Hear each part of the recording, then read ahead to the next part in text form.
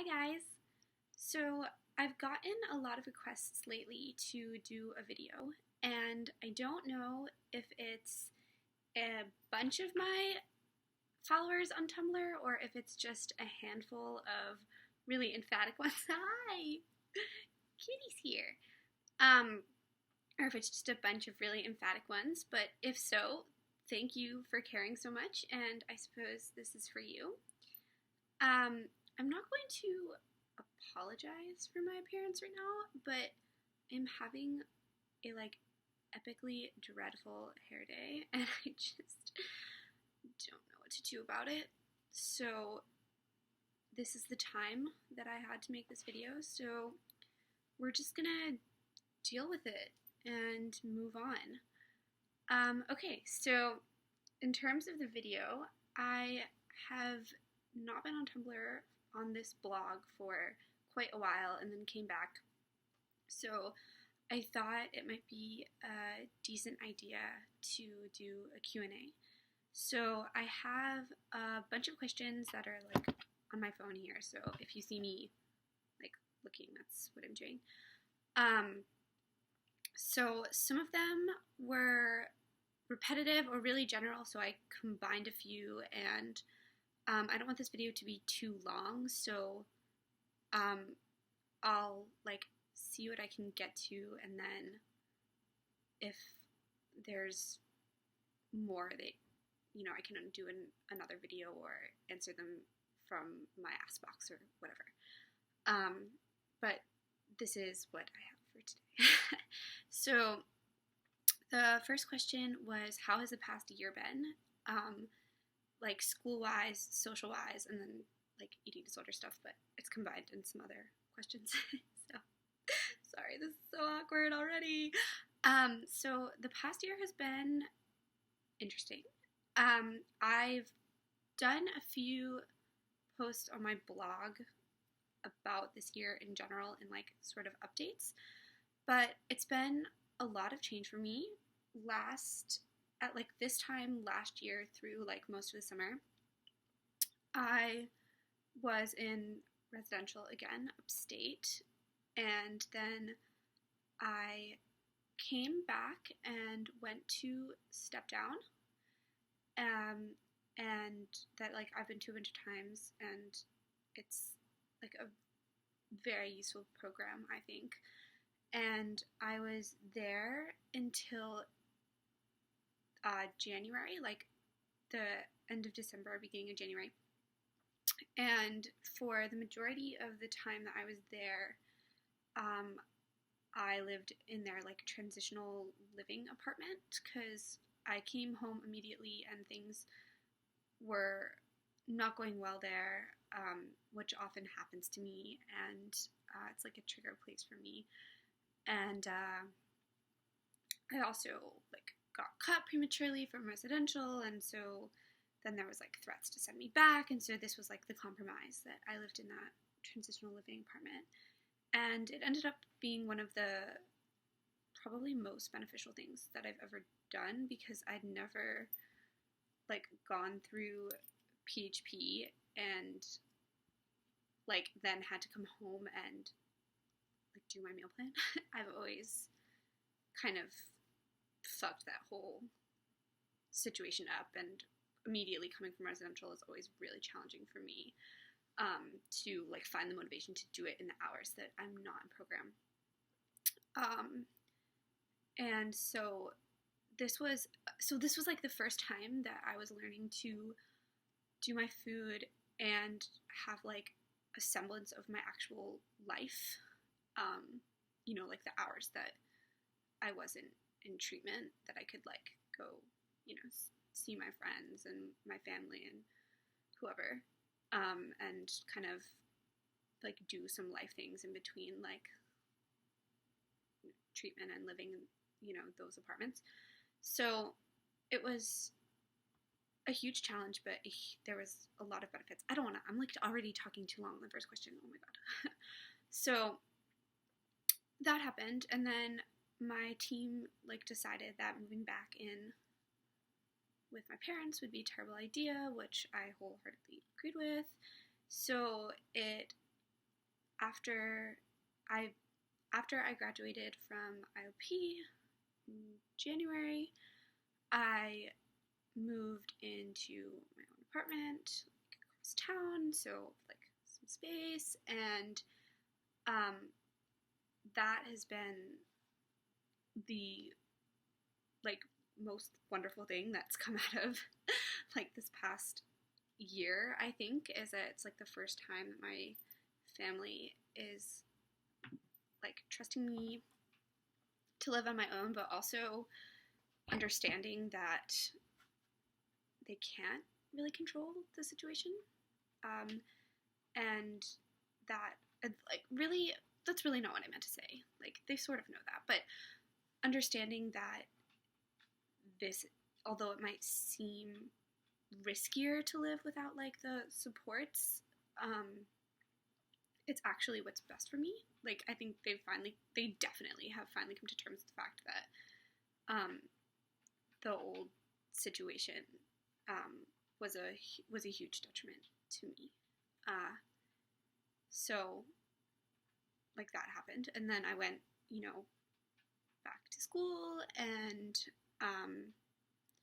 was working for a little while, and then that whole thing kind of crumbles with like some stuff that happened recently. I had to take some time off work, but I'll, get to that. So school's been great. Well, I just finished my spring semester, and then I'm taking off for like the next month-ish and starting classes, taking like a summer class in July. So I love school. It's really motivating for me. I like definitely need to work on some of the perfectionist tendencies and some of kind of that kind of stuff that comes out through like the competitiveness of being in class and my own drive to do everything perfectly that stems from a lot of things, but is shown like comes through my eating disorder, but also comes through other areas, and school is another one of those huge areas for me. So there's definitely things that I have to work on in kind of easing up on myself and whatnot, and I am aware of that, but I am like very happy to be back in school, and to be like progressing towards what I want to do and feel like I'm moving forward in that direction. And I really loved my classes this semester, and yeah, so that was really good. Social wise, I mean, everything's good. I have my people. They know who they are. I know who they are. So that's, I'm really grateful for the people that I have in my life and the places that I have in my life. So that's definitely good. So what has been going on with your eating disorder currently? So, oh my god, this video is so long already. Shit. Anyway. Whatever. Okay. So currently things have been a bit of a challenge. I'm not going to go into like massive details because this is already getting really long and I want to get to some of the other questions. But I'd kind of like a few months ago I got the flu, and ever since then it's been like a slow decline, and then the past like 6 weeks it kind of went from slowly declining to like a sort of crash and burn fashion. That's like a little dramatic, but things have not gone well recently.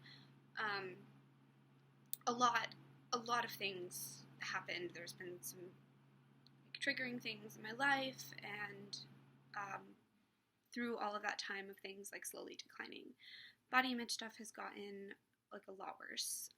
It's always really bad, but it's gotten more present and poignant, and this often happens to me that the more I fuck with my meal plan, the worse my body image gets, and then the more I fuck with my meal plan because of that, and so it's this whole cycle and a bunch of combining factors, and I maybe should have seen things coming, but I didn't really, and this past week, everything kind of came to a head, and my team had a meeting, and then my parents were contacted because it was part of an agreement that we had, and I had like breached it kind of a while ago, and they gave me like a lot of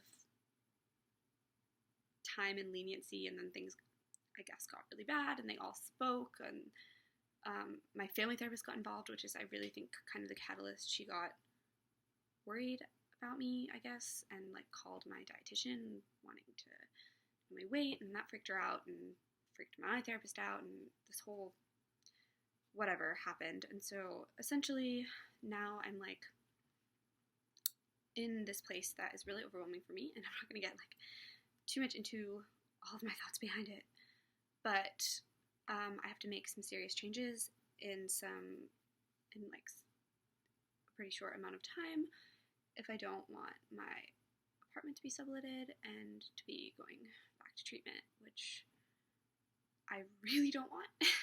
This would be like one of the most painful things for me, is to have to move out of here and go to treatment, and like all the shit that comes with coming back down through that, and not being able to like take my class and what have you. So again, a lot of factors at play, but basically, in order for things to stay the way I want them to, and to stay outpatient, or like the way my healthy self wants them to, whatever. But I like want to stay in my home. Is I have to. I'm meeting with my dietitian like 3 times a week, and I have to like gain weight this week, and I'm having like meal support for like right now, starting this week. I'm having meal support. So like I eat with my dietitian a few times a week. And then if I don't make progress this week, then I have to call the treatment center for an assessment. And if I do, then like I get another week, and I basically get like 3 weeks to prove myself. And if I'm like following the trajectory for 3 weeks, then I have to continue that trajectory until this like agreed upon, compromised, maintain thing. So, yeah, it sucks. It's really hard. I'm like scared for a lot of different reasons, and a lot of healthy reasons and not healthy reasons, and all of that jazz. Yeah, that's already like, that's like the gist of it. I don't feel like going much further than that, but like that's where we are. So I'm at like a critical point. That seems really dramatic to me, but allegedly it's not. So I have to turn some shit around so that I don't have to go to a higher level of care, which I don't want. So that's where I am. Yay, food. My current goals in recovery. Well, to not fuck up my life and end up back in treatment, which I can see the benefits of, but I've done it a lot of times, like a lot of times. So my goals in recovery right now are to try to increase my intake, probably faster than I thought would be okay, according to my appointment like a couple hours ago. So yeah, I guess my goal in recovery this week is to eat my food is better than like a lot better than I was. I know it won't be perfect, but a lot better than I was, and to comply with the guidelines of my contract, so that my life doesn't get smaller and head down a path I don't want to be on again. So that's generally my goal this week. My current struggles in recovery are those things that I basically just said. Body image is a bitch. Body checking is a bitch. Eating is a bitch. Yeah, really, really struggling to increase my calories and to like eating certain things. Eating from a restaurant, anything that I don't prepare is really hard for me right now. Always worse right now. Any kind of leniency with food is a big struggle right now. My top 5 songs. Okay, so this really stressed me out. This was really hard for me. So what I decided to do is I'm going to give you guys my top 5 albums of all time. I say cautiously because there's like, I don't know, like maybe 10 that I love really solidly, and maybe the last like 2 of these 5 can be interchanged with like one of the other like 8, 10-ish. The first 3 are definitely solid. So what I'm going to do is give you like top 5 albums of all time right now, and like a song or 2 off of them that's a favorite or that I think you should check out to see if you would want to listen to the album. So favorite album of all time, no question, hands down, hasn't changed for a long ass time. Don't anticipate it will, and I have talking points and will fight you on it if you disagree with me. It will be a whole nother like 16-minute video. Is The Miseducation of Lauryn Hill by Lauryn Hill, and you can actually see it. That's like a vinyl copy of it over there. I have this album on like I have like 2 CDs for some reason. I have a vinyl copy. I have like digital copies. It's like ridiculous. It's amazing. Songs you need to listen to: Doo-Wop, X Factor, I Used to Love Him. Definitely those 3. I have like 6 that are like my favorite, so I won't give you all of those. I'll give you those 3. And yeah, all of these albums are albums that I like all of the songs, listen to all of them. But this one is particularly very special, so it's like really hard to choose like even 3 songs. But I would say check those out. Then second album is The Stranger by Billy Joel. And my top song on there would probably be Vienna, I would say. Would be my favorite in that one. Third would be Corinne Bailey Rae's second album called The Sea. And favorite song on there is definitely, I would like to call it Beauty, followed closely by Closer as the second one. Fourth album would be Kendrick Lamar's Good Kid, Mad City. Top songs on there, I would say Backseat Freestyle and Poetic Justice, probably those 2. Fifth, right now, I would say would be Chance the Rapper's mixtape called Acid Rap. It's like his second mixtape. And favorite songs on there are Smoke Again, and then a song with a very apropos title called Favorite Song. It's great. It features Childish Gambino, who is also great. So yeah, I would say those are the top 5, but I definitely have a lot of other like top albums up there. I like love music a lot. T Swift, Still My Girl, Red is amazing. The Score, The Chronic, the Marshall Mathers LP, Ed Sheeran's first album, the 1975's first self-titled album, Billy Joel's Stormfront, Corinne Bailey Rae's first album, like, yeah, kind of a bit of an eclectic taste, but yes, check out definitely those 5, and then, I don't know, if you like that kind of music, I don't even know, but that's an answer. Read anything good lately? Yes. Always. Right now, I am reading, I actually think it's like right over here, because it is. That's my armpit. Okay. Right now, I'm reading the Unabridged Journals of Sylvia Plath, and I'm like super in it right now. I'm like inundated in the Plath shit. I love her. The Bell Jar is top 3 favorite novels of all time, definitely, and so I'm like totally geeking out over this. I've been wanting to read it for a long time, and I'm finally gonna like really like have some time to get through this. And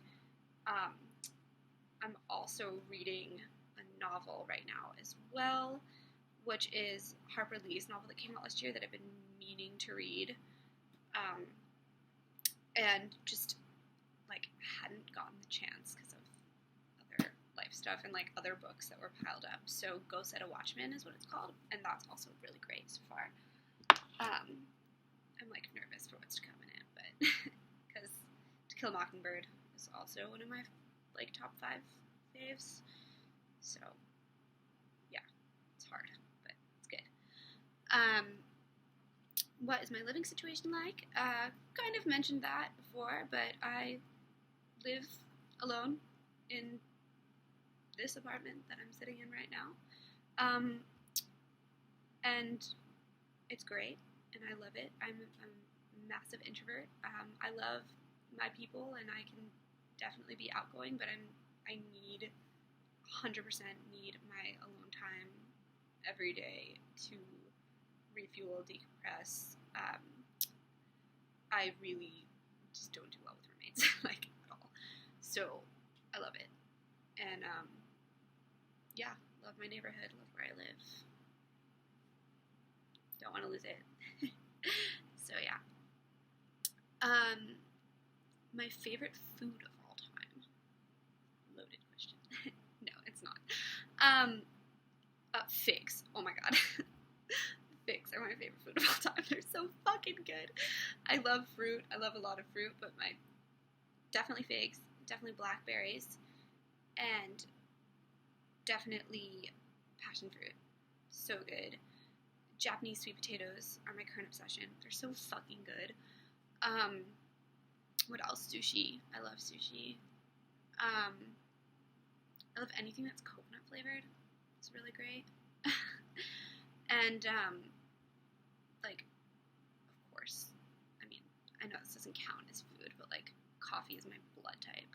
Like, iced Americanos are my blood type, to be really specific. I'm, like, still drinking one right now. It's, like, 11:28, in case you guys were wondering, so this is, like, not smart. Whatever.